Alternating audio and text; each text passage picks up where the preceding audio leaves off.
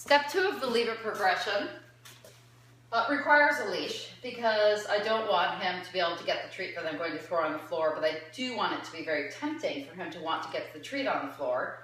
Although I'll have the leash on him, I'm not going to use it as a tool to keep him with me. It's a tool to keep him from getting the treat, and that's it.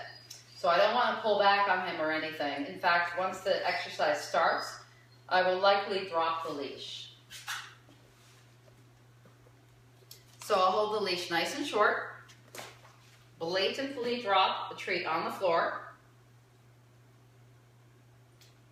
once he's looking, and step on it with my foot. And I immediately drop the leash.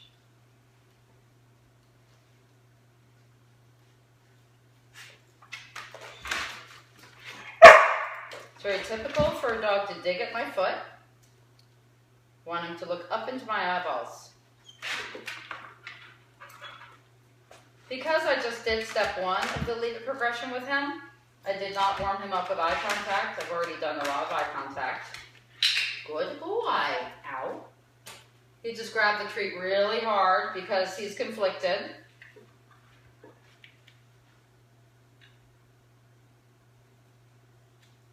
He was looking at my stomach, not my eyeballs. He's looking at my arms. I call that the Superman technique. He's trying to look through my body to the treats behind my back.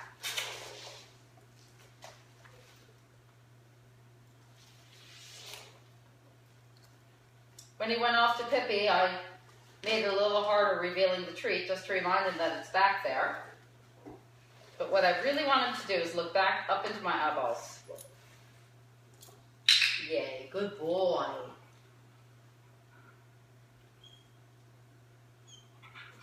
Good boy.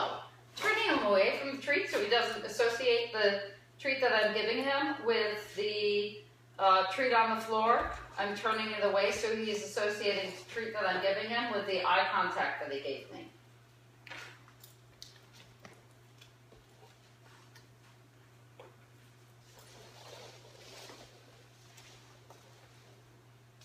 This guy does do some resource guarding from other dogs when it comes to food and toys. So this impulse around desirable items is important.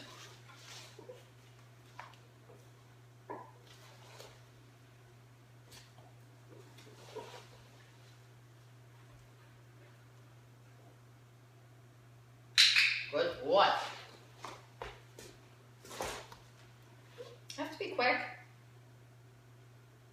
The treat is fully revealed. Excellent. Good boy right now. And I just covered it up again. And now my foot is about 3 inches from the treat. He's looking down at it. I put my foot on it when he came forward a little bit. And I take my foot off when he puts his weight back again. I'm waiting for the eye contact to look right up into my eyeballs.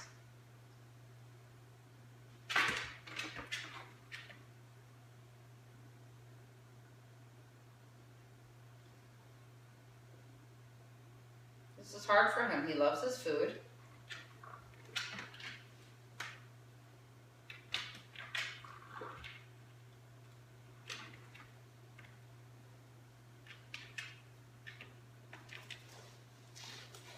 Keep swinging over to Pippi, probably because he doesn't want her to get it.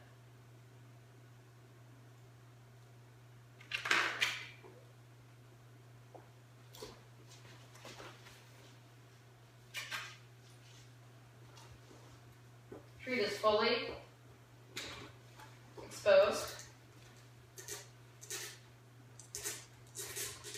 Good boy. Good boy.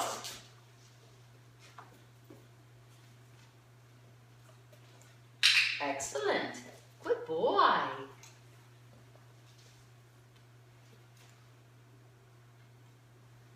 This is leading up to leave it. Don't go for it.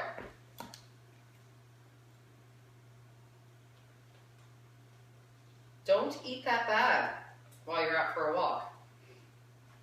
Leave that person and stop looking over at them.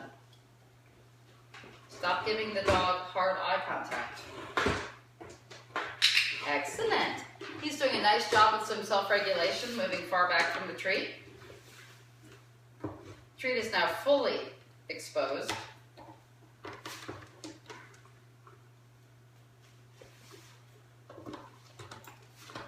He's putting a lot of social pressure on the treat by looking at it. Notice I'm preparing my knee so that I can put my foot over it. He's going to do, most likely, a sneak attack. He's fully engaged. He has a lot of energy on this treat. Checking in with Pippi, who is eating a table.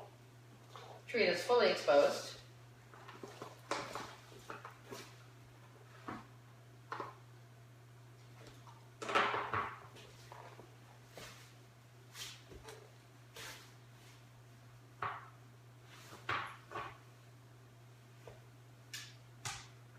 Good boy. He's having a very hard time with this. There. Excellent. Good boy. That's so good. Good boy. Yay. Good boy. Excellent. Good boy. I felt like he was having such a hard time. I needed to jackpot him the next time he was successful. And now I'm getting him looking down at the treat and back to my eyes without going for the treat, which is what the goal is. Excellent. Good boy.